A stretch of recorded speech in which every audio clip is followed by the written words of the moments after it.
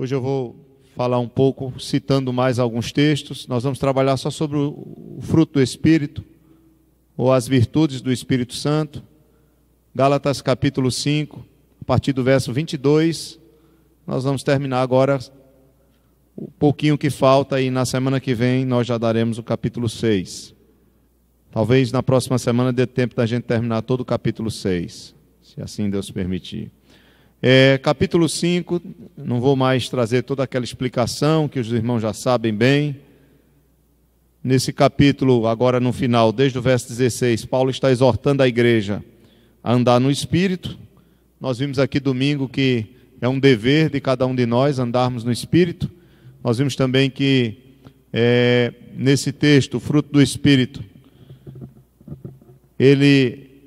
o próprio Espírito vai habitar em nós, que temos uma natureza pecaminosa, então isso implica num conflito, numa guerra.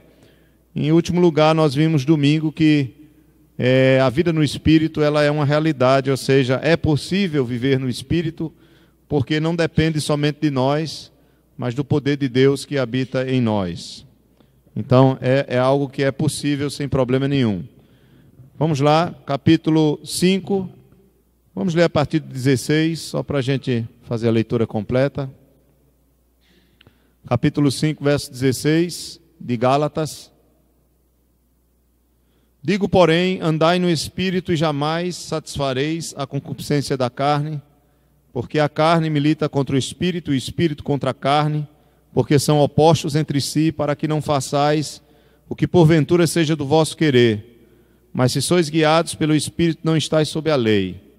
Ora, as obras da carne são conhecidas e são prostituição, impureza, lascívia, idolatria, feitiçarias, inimizades, porfias, ciúmes, iras, discórdias, dissensões, facções, invejas, bebedices, glutonarias e coisas semelhantes a estas, a respeito das quais eu vos declaro, como já outrora vos preveni, que não herdarão o reino de Deus os que tais coisas praticam, mas o fruto do Espírito é amor, alegria, paz, longanimidade, benignidade, bondade, fidelidade, mansidão, domínio próprio. Contra estas coisas não há lei. E os que são de Cristo Jesus crucificaram a carne com as suas paixões e concupiscências. Se vivemos no Espírito, andemos também no Espírito. Não nos deixemos possuir de vanglória, provocando uns aos outros, tendo inveja uns dos outros. Amém. Então, irmãos, eu sei que o que Paulo quer dizer aqui em relação ao fruto do Espírito, assim como em relação às obras da carne, ele não está fazendo uma lista aqui no qual ele fecha todas as virtudes que o Espírito Santo pode nos conceder. Assim também como ele não fecha a questão das obras da carne.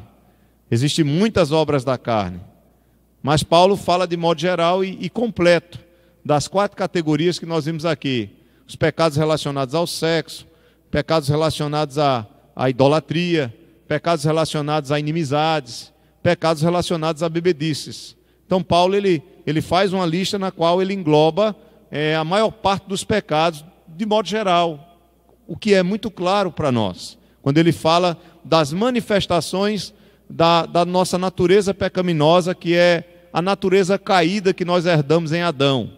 Lembre-se que no capítulo 51, no Salmo 51, versículo 5, o rei Davi ele diz que eu nasci em pecado e em pecado me concebeu a minha mãe.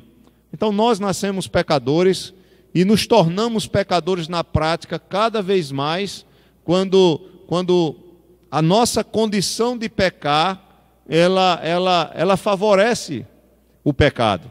Não sei se vocês me entenderam. Então uma criança de 1 ano ela não peca como uma criança de 4 anos, de 5 anos. Uma criança de 1 ano ela não peca na prática como uma criança de 10 anos. Uma criança de 5 anos não peca como um adolescente de 15. Uma criança de 5 não peca como um jovem de 25. Porque quanto mais nós nos desenvolvemos, quanto mais o nosso cérebro e o nosso corpo se desenvolve, mais nós temos condições de quê? De expor o que há em nós, através das práticas que são fruto ou obras da nossa natureza pecaminosa. Então, nós que somos convertidos, há uma diferença, porque o que é convertido, ele não é mais dominado pelo pecado, ele não vive mais no pecado no sentido de ser escravo dele, ele é liberto em Cristo, o Espírito Santo habita nele, ele não se agrada mais no pecado, mas ele peca. Aqui e ali ele pode falhar, e se ele não buscar esse desenvolvimento no Espírito, pode ser que se observe algumas coisas do Espírito na vida dele ou dela, mas vai se observar também muito as manifestações da natureza pecaminosa. Então vai haver sempre essa guerra. A quem mais nós buscamos, mais vai se tornar característico da nossa vida no dia a dia, na prática. Então, se eu oro mais, se eu leio mais a Bíblia, se eu tenho mais comunhão com a igreja, evidentemente o fruto do Espírito vai ser mais visível na minha vida do que as obras da carne. Se eu não faço isso, faço pouco isso, então evidentemente as manifestações da carne ou as obras da carne serão mais visíveis em nós. Estamos falando de crentes nascidos de novo, não estamos falando de ímpio, porque o Espírito Santo não habita em ímpios. Estamos falando de homens e mulheres convertidos ao Senhor. Amém? Então, aqui Paulo vai falar sobre o fruto do Espírito, e tem gente que fica discutindo porque ele diz fruto aqui no singular, não diz frutos, né? Como se isso fosse importante. Isso não tem importância nenhuma. O fruto do Espírito, as virtudes do Espírito, o que Paulo vai falar é aquilo que o Espírito gera, aquilo que o Espírito produz em nós, nessa nova vida que ele nos dá, aquilo que o Espírito ele realiza em nosso caráter, em nossa natureza, em nossa pessoa. Então a função do Espírito é nos tornar semelhantes a Cristo. Essa é a função do Espírito. Não é conceder bênçãos materiais, não é conceder casa, carro, essas coisas Deus pode até dar a nós, se assim for da sua vontade, mas essas coisas não têm importância nem valor diante de Deus como as coisas espirituais. Talvez você não tenha nada em termos materiais, mas você pode ser totalmente enriquecido com as bênçãos do Espírito Santo. E as bênçãos do Espírito Santo, ou seja, o fruto do Espírito, ele não tem preço, né? É algo muito caro, que nós só conseguimos obter por causa da obra de Cristo em nosso favor. Então, é fruto porque não somos nós que geramos, lembrem-se disso. Então é fruto porque é Ele quem gera. Como uma árvore que gera os seus frutos, assim o Espírito em nós, Ele gera também as suas virtudes em nosso caráter. É diferente de dons também, não no sentido de dar, porque tanto o fruto como os dons também é obra do Espírito Santo em nosso coração. Só que os dons, eles não necessariamente exemplificam a nossa maturidade espiritual. Os dons são dados pelo Espírito, os dons são dados pelo Espírito para o serviço da igreja, assim como o fruto do Espírito também, mas os dons do Espírito não têm a ver com maturidade espiritual, enquanto que o fruto do Espírito tem. Eu estou fazendo essa separação para vocês entenderem que alguém pode ter vários dons do Espírito, mas não ser maduro espiritualmente. E infelizmente as igrejas evangélicas, as pentecostais, e as neopentecostais nem se fala, mas as pentecostais, elas passaram a dar muito valor aos dons do Espírito, colocaram os dons do Espírito num pedestal que ele não deveria ter, ou seja, aquelas pessoas que têm determinados dons começaram a ganhar certos prestígios, começaram a ganhar certos valores diante dos outros, passou a ter dentro da própria igreja uma casta, né? Uma casta, uma divisão em castas, uma separação de castas, uma casta mais elevada, uma casta menos elevada, uma casta mediana. Para vocês verem, em algumas igrejas, você não pode ser nem obreiro se você não falar em línguas. Já pensou? É como se todo mundo tivesse que ter todos os dons, como se todo mundo tivesse que ter determinado dom. Então as pessoas acham que o dom do Espírito, ou os dons do Espírito, tem a ver com a vida espiritual no sentido de maturidade. Isso não tem. Vejam, uma igreja que era rica em dons espirituais é considerada a igreja mais problemática do Novo Testamento, a igreja de Corinto. Uma igreja rica em dons espirituais é considerada uma igreja carnal, Paulo chama aqueles irmãos de carnais, chama aqueles irmãos de meninos, de crianças na fé. Como é que pode ser uma igreja madura espiritualmente, ou um crente maduro espiritualmente com tantos dons? Não tem a ver. Deus pode conceder dons, é claro que os dons, ou com os dons você pode crescer e amadurecer, mas nem sempre os dons espirituais têm a ver com a maturidade espiritual. Já o fruto do Espírito tem, porque em quem o fruto do Espírito, as virtudes do Espírito Santo são manifestadas, estão sendo produzidas, estão sendo geradas e estão crescendo naquela vida, essa vida vai ganhando maturidade cada vez mais no Senhor. Vai crescendo no Senhor e vai se tornando cada vez mais semelhante a quem? Semelhante a Cristo. Deixe marcado aí em Gálatas 5, dê um pulinho em Romanos 8, 29, porquanto aos que de antemão conheceu, também os predestinou para serem conformes à imagem de seu Filho, a fim de que ele seja primogênito entre muitos irmãos. Então nós fomos chamados para sermos conforme a imagem de Jesus Cristo. Essa imagem não tem a ver com o corpo apenas. É claro que teremos um corpo como o do Senhor, mas essa imagem ela já começa a ser formada aqui nessa terra. Essa imagem de Cristo começa a ser gerada em nós aqui nesta vida. Dê um pulinho mais adiante, vá para 2 Coríntios 3, 2 Coríntios 3, verso 18. 2 Coríntios 3, verso 18. E todos nós, com o rosto desvendado, contemplando como por espelho a glória do Senhor, somos transformados de glória em glória na sua própria o quê? Imagem, como pelo Senhor o Espírito. Veja que Paulo está dizendo que nesse novo ministério, no ministério da vida, no ministério do Espírito, ele está fazendo uma comparação entre o ministério da lei, que é um ministério de morte, e o ministério da vida, que é o ministério do Espírito, que veio com a pregação do Evangelho. Então ele está dizendo aqui o seguinte, que todos nós que somos crentes, que somos habitados pelo Espírito Santo, com o rosto desvendado, o agir do Espírito Santo em nós é um agir dentro de nós. Não é como o povo que olhava para a glória do rosto de Moisés, pedia para Moisés cobrir o rosto, e as pessoas tinham medo de se aproximar. Lá no ministério da lei, no ministério do Espírito não. O rosto está completamente desvendado. Nós podemos contemplar a glória de Deus na pessoa de Jesus Cristo, na obra que Ele fez. E o Espírito Santo que habita em nós, por causa da obra de Cristo, vai nos transformando. Ele está dizendo aqui, como por espelho a glória do Senhor, nós vemos a glória do Senhor, e essa glória do Senhor é revelada em nós mesmos, e nós somos transformados por ela, de glória em glória, ou seja, somos transformados hoje numa glória.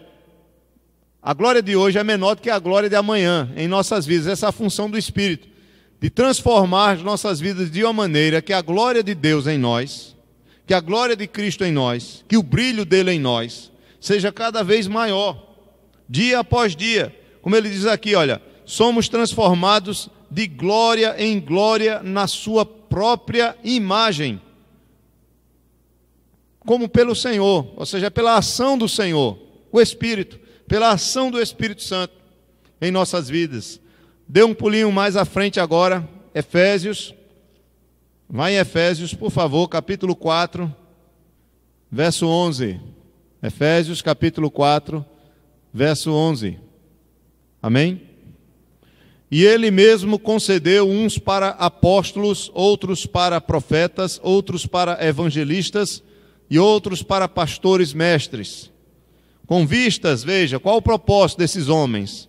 O aperfeiçoamento, está no versículo 12. Com vistas ao aperfeiçoamento dos santos, para o desempenho do seu serviço, para a edificação do corpo de Cristo, até que todos cheguemos à unidade da fé e do pleno conhecimento do Filho de Deus, à perfeita varonilidade, à medida da estatura da plenitude de Cristo, para que não sejamos como meninos, agitados de um lado para outro e levados ao redor por todo o vento de doutrina, pela artimanha dos homens, pela astúcia com que induzem ao erro.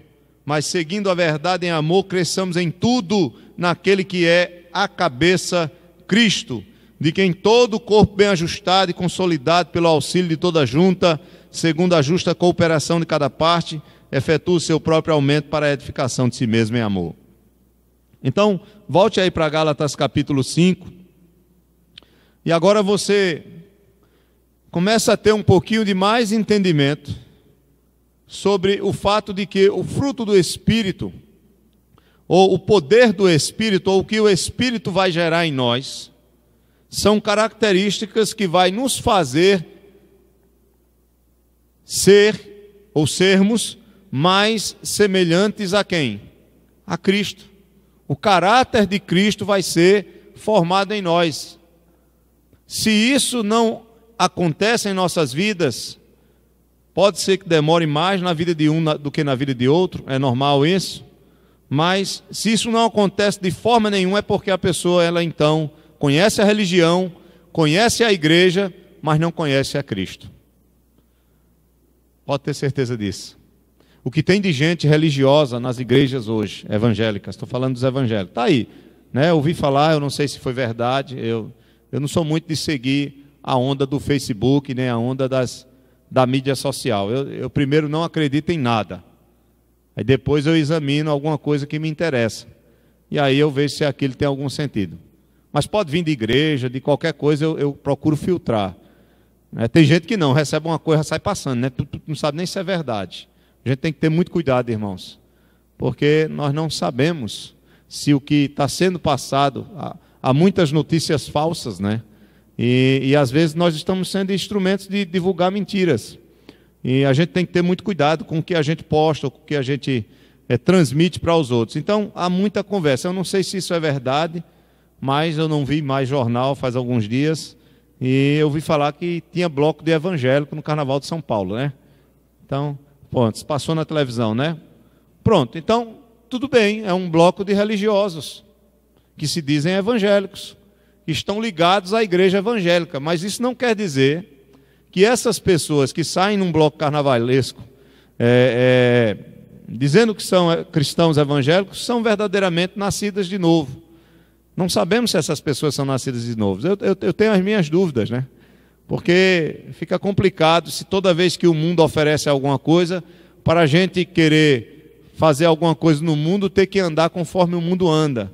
Então eu não sei até que ponto vai. Vocês já viram aí que também já não é de um tempo remoto, mas isso já vem há muito tempo, atores e atrizes que se dizem cristãos ou cristãos evangélicos, que vivem uma vida completamente imoral como cristãos evangélicos e não estão nem aí para nada, né? Não, eu fui batizado, eu sou da igreja tal, eu sou da igreja batista, eu sou da igreja presbiteriana, eu sou da igreja essa ou aquela. Estou citando Batista, né, porque é a nossa, né? Mas não importa que denominação essa pessoa é, ela pode ser de qualquer uma. Se o fruto do Espírito não for gerado na vida, ou não estiver sendo gerado, porque isso é algo contínuo, o fruto do Espírito ele não começou lá quando o Espírito nos transformou e terminou, mas ele vai até a nossa glorificação. Então o fruto do Espírito ele permanece. Essa luta ela existe entre a carne, a natureza pecaminosa que nós carregamos em nós, e o fruto do Espírito, a ação do Espírito em nós até o fim da nossa vida. Então o Espírito Santo ele está sempre trabalhando em nossos corações. Quando você está lendo a Bíblia, o Espírito Santo está trabalhando no seu coração. Quando você está orando, o Espírito Santo está tratando com você, comigo. Quando nós estamos na igreja, o Espírito Santo está tratando conosco. Quando estamos cantando, adorando, Ele está tratando conosco. É função dEle aplicar toda a obra de Cristo em nosso coração. E é função dEle, como eu já li nesses versos anteriores, que nós citamos aqui, como em Romanos, como em Coríntios, como em Efésios, que o Espírito Santo ele tem a função de nos fazer semelhantes a Jesus Cristo. E aí ele começa, Paulo ele vai citar 9 virtudes. Mas como eu disse e repito, não são apenas essas 9. Mas ele resume a ação do Espírito para nos deixar semelhantes a Cristo, a essas 9 virtudes. Provavelmente olhando para a própria pessoa de Jesus como modelo.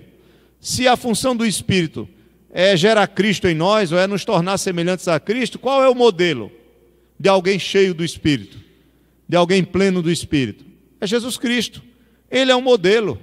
Por isso que Paulo diz: sede meus imitadores, assim como eu sou de Jesus Cristo. Então, ele começa com o amor. O fruto do Espírito é o amor. Não precisamos falar muito de amor, porque os irmãos já conhecem muito bem. Nós temos, eu sempre falo isso aqui na igreja, de que as pessoas pensam que amor é beijo e abraço, né? Eu não quero dizer que no amor não haja demonstração de afeto, mas amor é muito mais do que isso. Amor é responsabilidade. Amor é responsabilidade, é compromisso. Não adianta dar beijo, dar abraço se não for responsável. Você demonstra que ama a pessoa quando você é responsável por ela, quando você a serve, quando você se esforça para fazer tudo para o bem da vida daquela pessoa. Então isso é amor.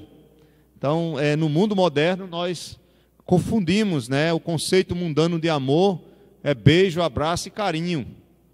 Veja, o amor não joga isso de lado não, mas o amor é muito mais do que isso. O amor é responsabilidade. O maior exemplo de amor que nós temos é o amor de mãe, né? Não é verdade? E se nós pudéssemos exemplificar o amor de mãe, o amor de pai, né? Mas eu falo mãe porque, de modo geral, né? Até a Bíblia fala sobre isso. Mesmo se um pai ou uma mãe vier lhe abandonar, o Senhor jamais vier, que é uma coisa extremamente difícil de acontecer. Um pai ou uma mãe abandonar um filho. Mas se nós fôssemos definir o amor de uma mãe ou o amor de um pai por um filho, só existe uma palavra que poderia abranger isso. Apesar que amor não se define amor, né? Amor não tem uma definição filosófica. O amor ele se define através de algo prático. Quando você vai falar sobre o amor, você fala de algo que alguém faz e não de algo que alguém sente. Não é verdade? Você fala de algo prático. Então, fulano ama cicrano. Por quê? Porque ele faz isso, isso, isso e aquilo por aquela pessoa. Então não, porque ele sente amor. Não, amor é mais do que isso. Há palavras na vida que nós não conseguimos definir, né? Então, se fôssemos definir o amor de uma mãe por um filho, inclusive há um livro que chama O Monge e tem um livrinho bem antigo, O Monge, agora esqueci, é um livro, O Monge e o Executivo, muito bem. Esse livro ele fala sobre isso. O Monge e o Executivo é um livro bom para vocês lerem. Ele diz que ele vai definir amor e ele diz que a definição de amor de mãe se define por uma palavra: sacrifício. Deus amou o mundo de tal maneira que sacrificou o seu filho por nós. Sacrifício envolve entrega, né? Doação. Então, uma mãe ela faz de tudo, ela sacrifica a sua saúde, seu tempo, né? Tudo que ela pode fazer em prol do benefício de um filho ou de uma filha. Então, Paulo ele diz aqui que o fruto do Espírito é amor, e amor, irmãos, é isso. Amor é afeto, é sacrifício, é serviço, é responsabilidade para com o próximo. Como é que nós amamos a Deus? É sentindo? Ou o que é que Jesus diz? Vós me amais se verdadeiramente obedecerdes os meus. Veja, o que é o amor para Jesus? É obediência. Então você me ama se você obedecer os meus mandamentos. Na parábola dos 2 filhos, ele diz que um pai chega para o filho e diz: filho, vá fazer isso. O filho diz que vai e não vai. Já o segundo filho, quando o pai pede para ele fazer alguma coisa, ele diz: não, eu não vou, mas depois ele vai. Qual dos 2 filhos foi realmente obediente ao pai? Foi o que disse que ia e não foi, ou o que disse que não ia e foi? Então, é claro, o segundo. Porque obediência, ou amar o pai, ou amar o outro, envolve obediência, serviço, envolve realmente dedicação. Então, irmãos, Paulo ele começa dizendo que o fruto do Espírito é amor. Claro, amor em relação, primeiramente, a Deus e amor em relação ao próximo. A lei se resume nisso: amar a Deus acima de todas as coisas e ao próximo como a ti mesmo. Veja aí Efésios, logo depois aí Efésios, depois de Gálatas, capítulo 5, versículo 2. Amém. Olha aí. Existe texto mais claro para definir o amor do que esse? Efésios 5:2. Nossa irmã leu: sede, pois, imitadores de Deus como filhos amados, e andai ou vivei em amor, como também quem nos amou? Cristo nos amou. Como foi que ele nos amou? Foi só dizendo: olha, eu amei vocês, viu? Eu te amo. Beijo, tá? Beijo, irmã Naí. Beijo, irmão Adriano. Beijo, Rodrigo. Amo vocês, tá? Muito bom, legal. Sigam a vida de vocês, porque eu amo vocês. Foi essa conversa fiada? Não. Paulo ele diz: andai em amor como também Cristo nos amou e se entregou a si mesmo por nós. Veja o exemplo de amor que Cristo nos dá. Ele se entregou por nós como oferta e sacrifício a Deus em aroma suave. A maior demonstração de amor de Cristo foi ele dando a sua vida por nós, para que através dele nós tivéssemos vida. Isso é amor. É difícil amar alguém que nos persegue. Por isso que quando Jesus diz: amai os vossos inimigos, ele está falando sobre servi-los, sobre se sacrificar em prol ou pelo bem do seu próprio inimigo, aquela pessoa que lhe persegue, aquela pessoa que lhe faz mal, você tratar com o bem. Isso é fácil? Só a graça de Deus, né? Só o Espírito Santo. Se é difícil amar os amigos, imagina os inimigos. Não é verdade? Mas isso é fruto de quem? Do Espírito. É interessante o que Paulo diz. Olha, volto para Romanos. A gente vai ficar nessas cartinhas aqui, que é pertinho uma da outra. Não vou dar trabalho a vocês, mandando vocês abrirem textos do Antigo Testamento, não. Volto para Romanos capítulo 5. Eu só me lembro de Spencer quando eu leio esse texto, que ele gosta muito desse texto aqui. Romanos 5, verso 5. Interessante, né? A gente vai conhecendo os irmãos com o passar do tempo. A gente vai observando que alguns textos bíblicos se identificam com ele, né? Com eles. É interessante isso. Então, alguns textos bíblicos eu me lembro de Spencer, me lembro de Flávio, me lembro dos irmãos aqui, aqueles irmãos que a gente está sempre conversando sobre a Bíblia. E aqui ele diz assim, Romanos 5:5, ora, a esperança não confunde, porque o amor de Deus é derramado em nosso coração por quem? Pelo Espírito Santo que nos foi outorgado. Veja, o amor de Deus é derramado em nossos corações. Então, não é você que vai chegar e vai dizer: eita, eu vou começar a amar os irmãos. Vou começar hoje, viu? Olha, eu não amava não, mas hoje eu vou começar a amar o pastor Adriano. Não é assim não. Tem que orar muito, viu? Tem que orar, buscar o Senhor, porque o Espírito vai derramar esse amor em nossos corações. E a gente vai colocando em prática e vai crescendo nesse amor a partir do momento que a gente vai servindo um ao outro. Quando nós começamos a servir aos outros, nós vamos crescendo no amor. É interessante isso. Não fique esperando que o amor ele vai ser algo que vai chegar por completo no teu coração. Chegou lá o pacotezinho completo, pronto, estou cheio de amor. Não. Você vai crescendo no amor. Deus vai derramando amor no seu coração, você vai colocando em prática a vontade dele, você vai servindo o outro e você vai crescendo nesse amor para com o outro. É desse jeito que acontece, irmãos.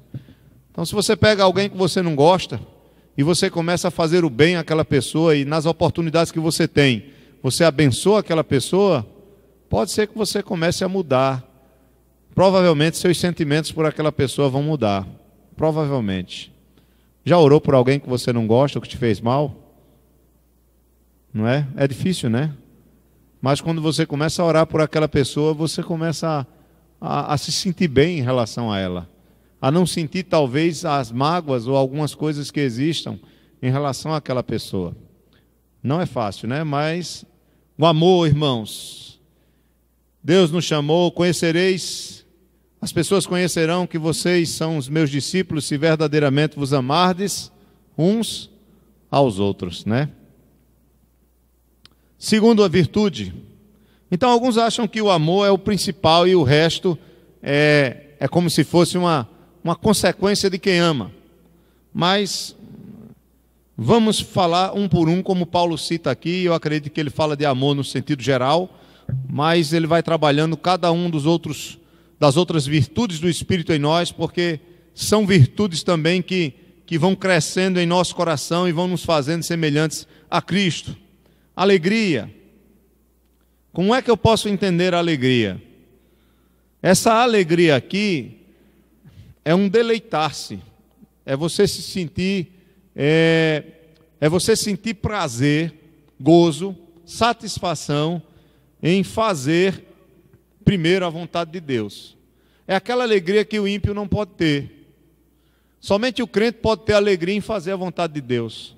É você se sentir bem, satisfeito, feliz por ser obediente a Deus, que é o oposto. O oposto acontece. Quando nós pecamos, o que é que acontece no nosso coração? Tristeza. Mas quando nós estamos sendo obedientes, o que é que vem? Satisfação, alegria.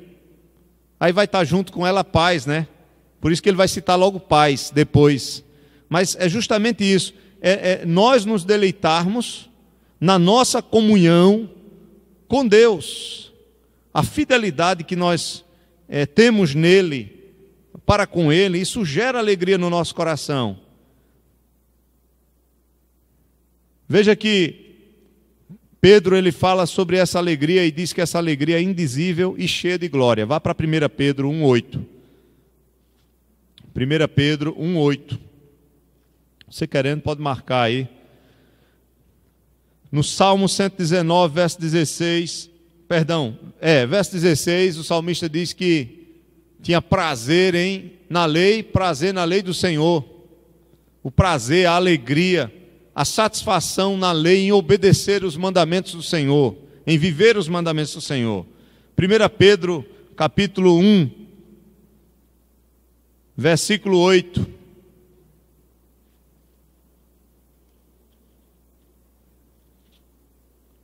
A quem não havendo visto a mais, no qual não vendo agora, mas crendo, exultais com alegria indizível e cheia de glória. Veja, Pedro está falando sobre aqueles irmãos que têm Cristo e que mesmo enfrentando dificuldades, eles têm uma esperança de uma vida eterna, daquilo que Cristo tem prometido para eles, e a presença do Espírito na vida deles gera essa alegria, mesmo enfrentando dificuldades, porque é uma alegria espiritual, é uma alegria em fazer a vontade de Deus, é uma alegria em confiar nas promessas de Deus, é uma alegria em descansar nessas promessas, é uma alegria no sentido de ter a esperança de que aquilo que Ele prometeu vai se cumprir em nossas vidas de forma total, completa. Isso é maravilhoso, irmãos, porque se a nossa alegria for depositada no que nós temos, ou no que os homens nos oferecem, aí vai haver o quê? Muita ansiedade no nosso coração, porque essas coisas vão passar. A própria Bíblia diz, passarão os céus e a terra, né? Mas as minhas palavras jamais passarão. Ou seja, aquilo que Ele nos prometeu, aquilo que Ele disse, aquilo que está determinado, que Ele nos revelou, isso vai se concretizar. Isso vai realmente acontecer. Então essa alegria não é essa alegria do carnaval. Veja, por que a maioria das pessoas precisam beber e se drogar no carnaval? Você já parou para pensar? Por que a maioria das pessoas precisam de música nesse estilo que nós temos para poderem dançar e demonstrar que estão felizes? Já parou para pensar nisso? O álcool, ele tem, pelo menos inicialmente, o álcool ele relaxa a musculatura da face. E é normal, toda pessoa que for beber, uma determinada quantidade de álcool vai gerar o quê? Uma certa alegria, entre aspas, uma certa felicidade. Aquela pessoa vai rir com facilidade. É ou não é verdade? Quem aqui já bebeu sabe o que eu estou dizendo. Você vai rir, pelo menos no começo, porque o álcool ele tem vários efeitos, né? Então, quem vai ingerindo álcool, então vai havendo várias fases. E a primeira fase é a fase do relaxamento dos músculos da face, e a gente ri com facilidade. Mas depois, esse álcool que gera essa certa felicidade, entre aspas, no começo, gera depressão no final, dependendo da quantidade de álcool que a pessoa tomar. Então, assim também a droga, né? E a pessoa precisa de mais para poder, porque ela entende que vai manter aquele nível ou aquele sentimento que ela está tendo ali naquele momento. Então, a alegria, a nossa alegria, ela não é uma alegria externa. Ela não é uma alegria que vem de fora para dentro, mas é uma alegria que o Espírito gera. Deixa eu fazer uma pergunta a vocês. Jesus Cristo era um homem alegre? O que é que vocês acham? Se ele era cheio do Espírito, então ele era o quê? Um homem feliz, um homem plenamente alegre. Você vê em algum momento nas Escrituras Jesus murmurando de alguma coisa? Você vê em algum momento das Escrituras, há um texto na Bíblia que ele diz: a minha alma está profundamente triste até a morte, que é no Getsêmani. Mesmo assim, ele ora até que Deus possa confortá-lo e ele sai em paz e se entrega aos seus inimigos, se entrega aos soldados tranquilamente. Tanto que Pedro corta a orelha de um soldado, ele vai, pega a orelha, cola a orelha lá, ora pelo indivíduo, ele está em paz, em nenhum momento ele se desespera. Você vê as respostas que ele dá ao sumo sacerdote, você vê o silêncio dele como uma ovelha muda, não é porque ele estava com medo, mas porque ele estava em paz, ele estava se deleitando em fazer a vontade de Deus, tanto que ele diz lá no Getsêmani que não seja feita a minha vontade, mas sim a tua. Então a nossa alegria, irmãos, ela independe. Às vezes o irmão está numa luta tremenda, está enfrentando dificuldades, problemas de saúde, problemas financeiros, mas ele tem alegria no coração, ele se alegra no Senhor. É uma luta tremenda, mas ele vai orar e ele sai dali alegre, ele sai sorridente. Você não consegue entender isso. Amém, tá não, é a graça de Deus, né, irmã? Tá difícil, né? E a irmã está feliz e em paz, né? Paulo, ele coloca essas duas virtudes juntas, porque onde há alegria do Espírito, há paz. Você não vai ter alegria no Espírito e estar desesperado. Não, geralmente não, sempre essas virtudes andam juntas. A alegria, é claro, Paulo sempre fala dessas três virtudes, aliás, de três virtudes, ele fala sobre amor, amor, esperança e fé, mas aqui as três primeiras virtudes que ele fala que o Espírito gera em nós é amor, alegria e paz. Amor, alegria e paz.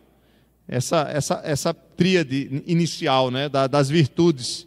Não que tenha alguma coisa a ver de ter sido essas três primeiras, mas o crente que está alegre, ele está em paz, porque a paz é um resultado natural na vida do crente que confia em Deus. Quando Paulo está falando sobre a oração em Filipenses 4, ele diz que antes de andarmos ansiosos, nós devemos orar de todas as formas, né, com toda oração, suplicações de graças, e a paz de Deus que excede o entendimento. A paz de Deus que excede todo o entendimento guardará a vossa mente e o vosso coração em Cristo Jesus.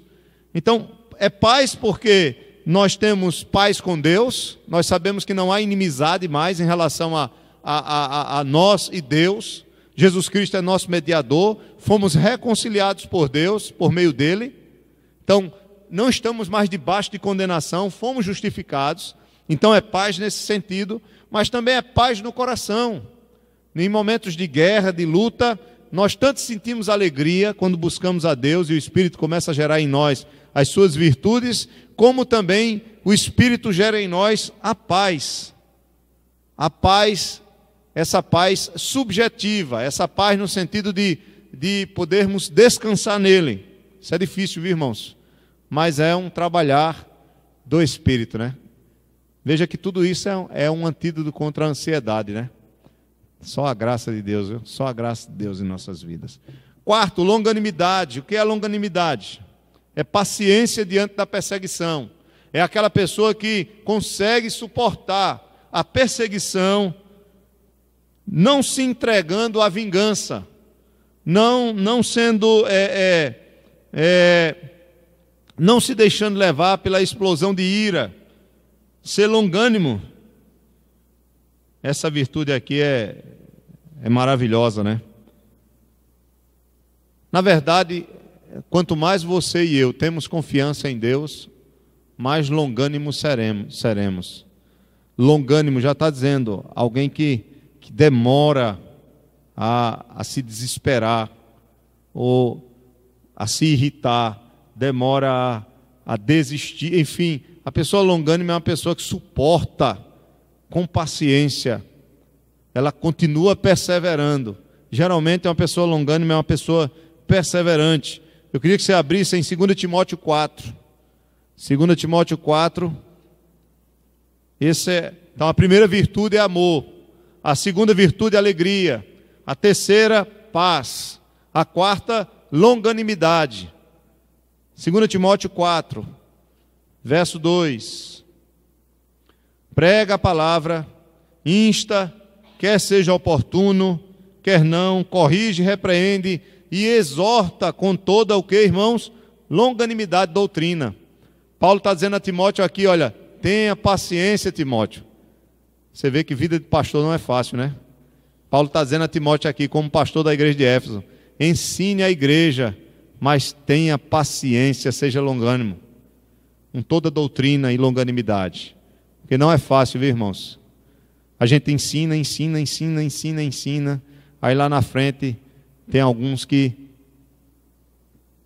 infelizmente vão demonstrar que parece que não aprenderam nada.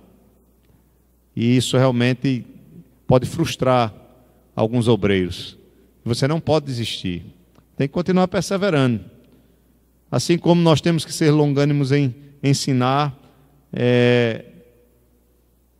também temos que ser longânimos no sentido de depositar uma esperança, né?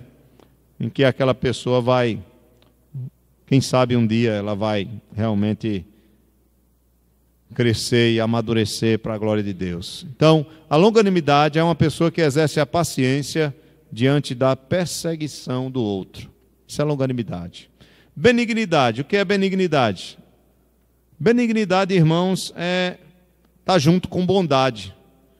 Ser benigno é fazer o bem ao outro. Isso é ser benigno, é você procurar estar sempre olhando para o outro, vendo suas necessidades, e não é só a questão de empatia, de você se colocar no lugar do outro, mas é você tentar de alguma forma ajudar o outro. O maior exemplo de benignidade é o próprio Cristo. Nós temos isso aqui, por exemplo, se você observar Lucas capítulo 18, em Lucas 18, vou ler para vocês, caso não queiram abrir, verso 15. Está aqui, olha, um exemplo de benignidade do nosso Senhor. Lucas 18, do 15 ao 17. Traziam-lhe também as crianças, para que as tocasse, e os discípulos vendo-os repreendiam. Jesus, porém, chamando-as para junto de si, ordenou: deixai vir a mim os pequeninos e não os embaraceis, porque dos tais é o reino de Deus. Em verdade vos digo, quem não recebeu o reino de Deus como uma criança, de maneira alguma entrará nele. Então Jesus, ele sempre estava disposto a ajudar as pessoas que lhe procuravam, porque ele era benigno, seu coração cheio de bondade. Só que a bondade ou a benignidade, ela se estende, ela se expressa através do que você faz. Tem a ver com generosidade, tem a ver com ações que servem para beneficiar o outro. Não estou falando em termos financeiros, não, apenas. O material também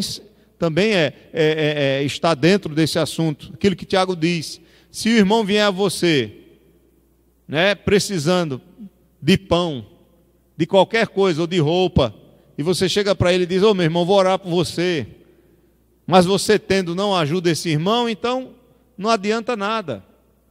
Então a bondade, ela é generosidade de coração, com atos que expressam isso.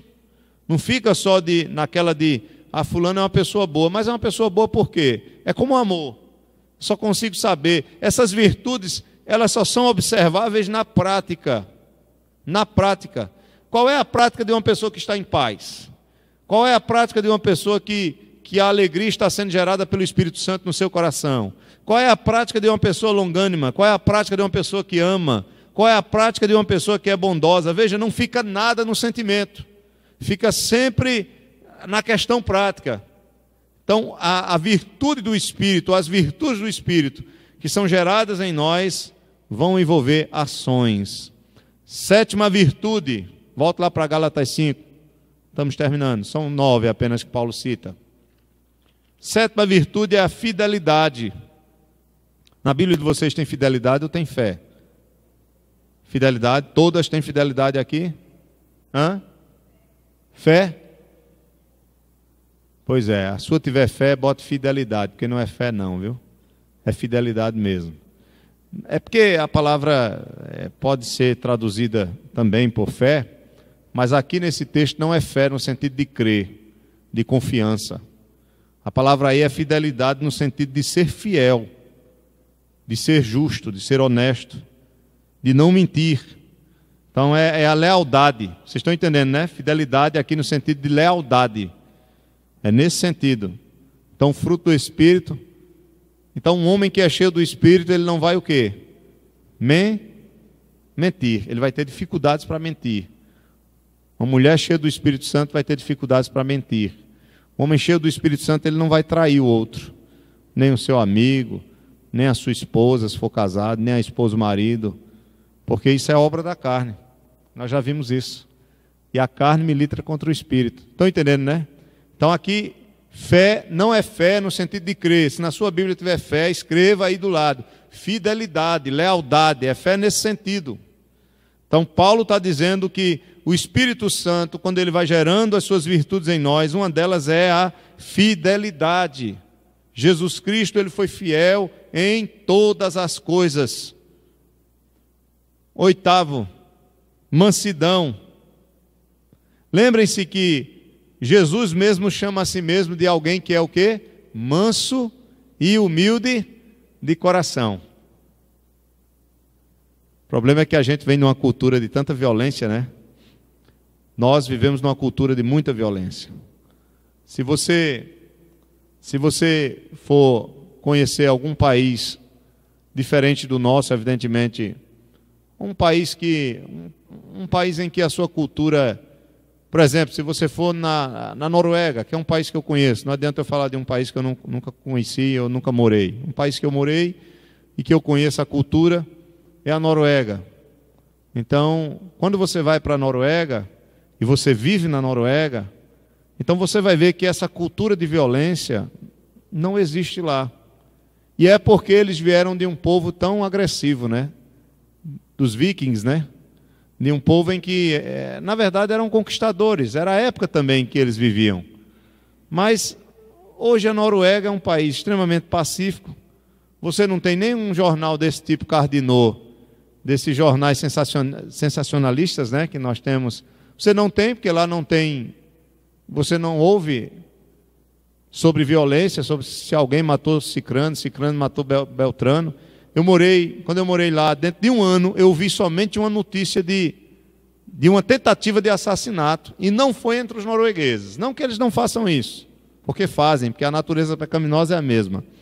Mas foi um muçulmano, eu não sei se o outro era ladrão, mas ele tinha dado uma espadada, né?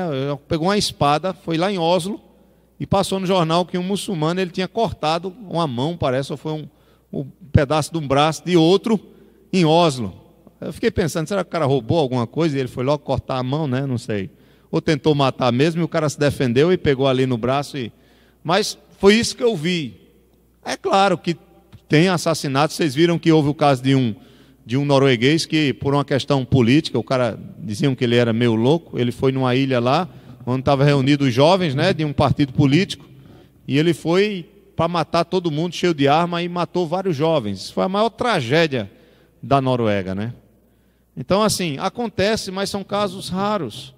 Então, a cultura é bem diferente. Você não vê os jovens querendo brigar ou atirar no outro, ou querer esfaquear o outro. E coisa que é muito comum aqui, né? Qualquer coisinha aqui no nosso país, infelizmente, qualquer coisinha aqui, o camarada já quer dar um tiro no outro. Se for uma confusão no trânsito, já sai bala. Se você brincar, o camarada vem e mata você. É uma coisa absurda. Droga tem muito, infelizmente, né? Não tem o crack que tem aqui, mas lá eles usam drogas mais caras, né? Mais a cocaína e outras. Mas assim, é uma cultura diferente da nossa, mas aí alguém poderia dizer, não, será que a mansidão não é uma questão cultural? Veja, não é. O fruto do Espírito gera mansidão, não importa a cultura em que você esteja. o contexto em que você esteja. Mas o fruto do Espírito vai gerar mansidão, porque o nosso Senhor, Ele disse que é manso e humilde de coração. Aprendei de mim. E o Espírito, ele vai gerar Cristo em nós. É o oposto da violência. A mansidão é o oposto da agressividade. A mansidão realmente é algo que nós precisamos buscar muito. Mas para nós, nessa cultura, é ainda mais difícil. Porque fomos criados numa cultura de muita violência. Então é muito mais difícil. Nós temos que pedir muita graça do Senhor. Muita graça do Senhor. Então, observe que o brasileiro, ele fala muito alto. Qualquer coisinha, ele já grita, já fala alto, já... É uma questão cultural também, mas que é porque dá mais vazão a essas coisas da nossa própria natureza. É muito mais comum, mas é pecado. E nós precisamos buscar graça do Senhor para que Ele gere mansidão em nós. Eu queria que você abrisse sua Bíblia em 1 Pedro. Acho que é a primeira ou é a segunda, deixa eu ver. É um texto que fala sobre a atitude de Cristo. Quando ele... 1 Pedro, capítulo 2, né? Capítulo 2, a partir do versículo 21. 1 Pedro, capítulo 2, é importante você abrir nesse texto. Esse texto aí, ele mostra Cristo como exemplo. 1 Pedro, capítulo 2, verso 21. Porquanto para isto mesmo fostes chamados, pois que também Cristo sofreu em vosso lugar, deixando-vos exemplo para seguirdes os seus passos, o qual não cometeu pecado, veja, deixando-vos exemplos para seguirdes os seus passos, o qual não cometeu pecado, nem dolo algum se achou na sua boca. Veja, ele não cometeu pecado, em nenhum momento se viu algum tipo de mentira ou de engano na sua boca. Ele é completamente leal, fiel, santo, né? Verso 23. Pois ele, quando ultrajado, não revidava com ultraje. Quando maltratado, não fazia ameaças, mas entregava-se àquele que julga retamente, carregando ele mesmo em seu corpo sobre o madeiro os nossos pecados, para que nós, mortos para os pecados, vivamos para a justiça. Por suas chagas fostes o quê? Sarados. Ele está falando em termos espirituais. Porque estáveis desgarrados como ovelhas, agora porém vos convertestes ao pastor e bispo da vossa alma. Ele explica aqui, né? Por suas chagas fossem sarados. Aí tem gente que pega esse texto e acha que a gente não pode adoecer, porque por suas chagas fostes sarados. Mas ele está falando da nova vida nele. Veja que ele está falando de vida espiritual aqui. Veja que ele está falando de Cristo como exemplo, de mansidão, de não se vingar, de não se revidar, de não revidar, mas de entregar sempre a Ele. Ele não está falando de doença, não. Aí ele fala de que Cristo carregou no madeiro nossos pecados e diz, por suas chagas fostes sarados. Está se referindo aos nossos pecados que foram carregados por Cristo e não a doenças. Mas espera aí, pastor, e qual é o texto que fala doença, né? Aquele, pelas suas pisaduras fostes o quê? Lembram desse texto? Esse texto se cumpre onde? Esse de Isaías 53, se cumpre onde? Isso quer dizer que a gente não fica doente? É isso que o texto está dizendo? Não. Quando ele diz, pelas suas pisaduras fostes sarados, né? Ele levou sobre si as vossas enfermidades e pelas suas pisaduras fostes sarados. Esse texto está se referindo às curas que Cristo faz no seu ministério terreno, na época em que ele esteve presente. Espera aí, pastor, isso tem na Bíblia? Claro. Abra em Mateus capítulo 8 aí, por favor, só para eu complementar esse ensino. Estava conversando com Daniela um dia desse, e ela disse, eu não me lembrava. Eu digo, então, vamos lá. Vai ver que também muita gente não se lembra disso.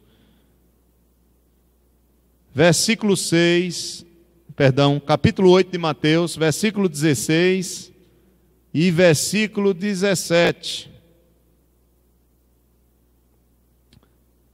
Que ele carregou as nossas enfermidades sobre ele, é isso aqui. Ele está citando Isaías 53, 4, desculpa.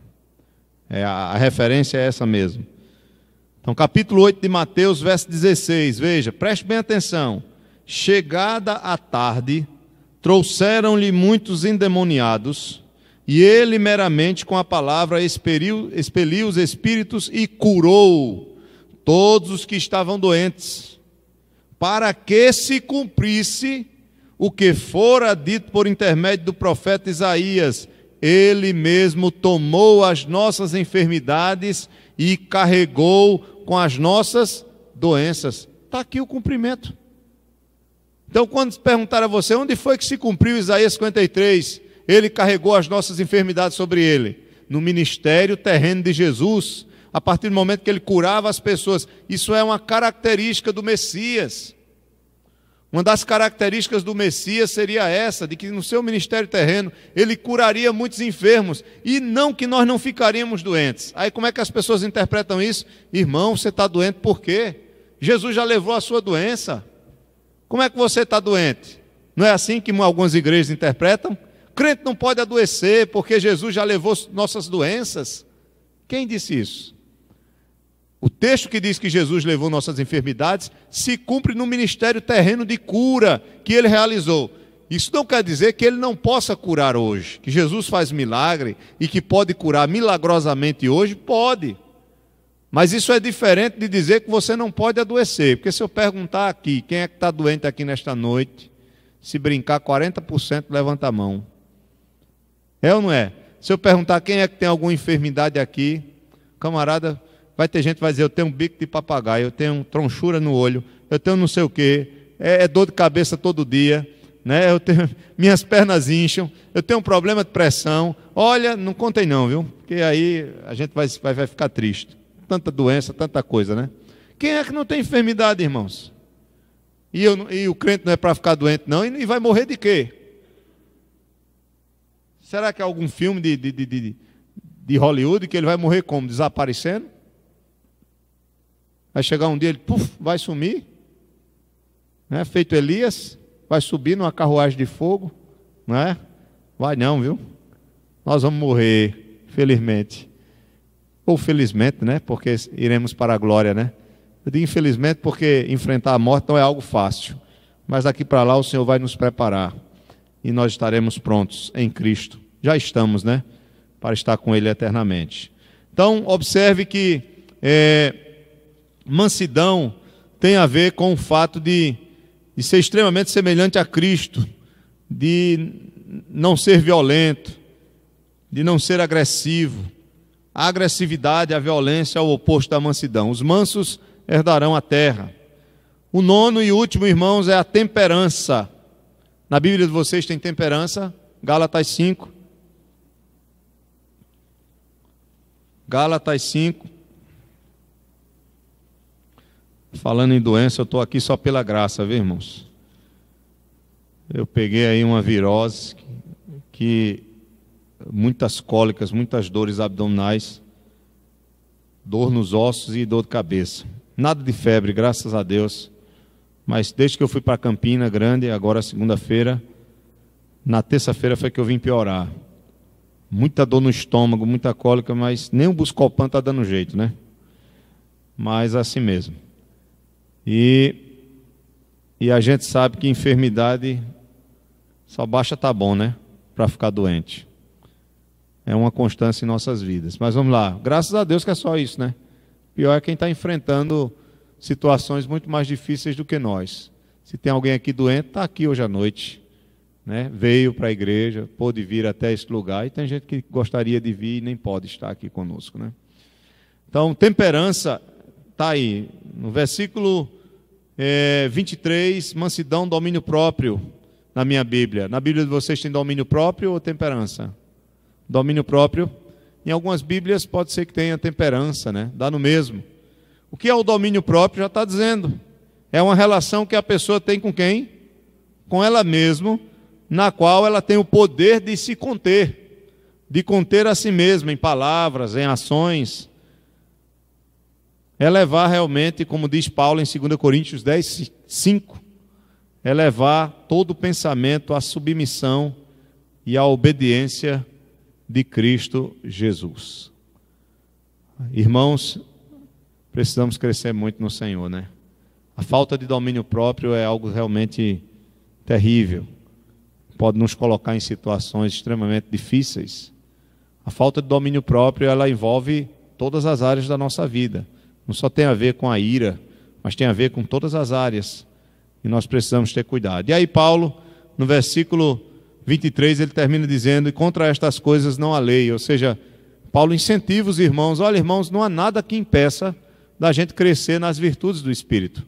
Não há lei que impeça isso. Contra essas coisas não tem nenhuma lei. Então nós só temos que crescer, porque a única coisa que milita contra o Espírito é a nossa natureza pecaminosa.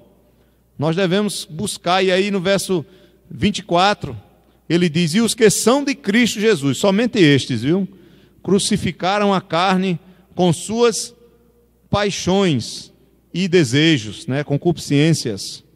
Ele quer dizer que os crentes verdadeiros, eles deram um golpe de morte na sua natureza pecaminosa. Não só deram, mas como é uma guerra, continuam dando. Quanto mais nós buscarmos o fruto do Espírito, mais nós mataremos a nossa natureza pecaminosa. E aí no versículo 25, ele diz: se vivemos no Espírito, andemos também no Espírito. Ele está querendo dizer, se realmente nós somos de Cristo e o Espírito habita em nós, então que realmente possamos andar nesse Espírito, que demonstremos, através dessas virtudes existindo e crescendo em nós, que nós somos dele.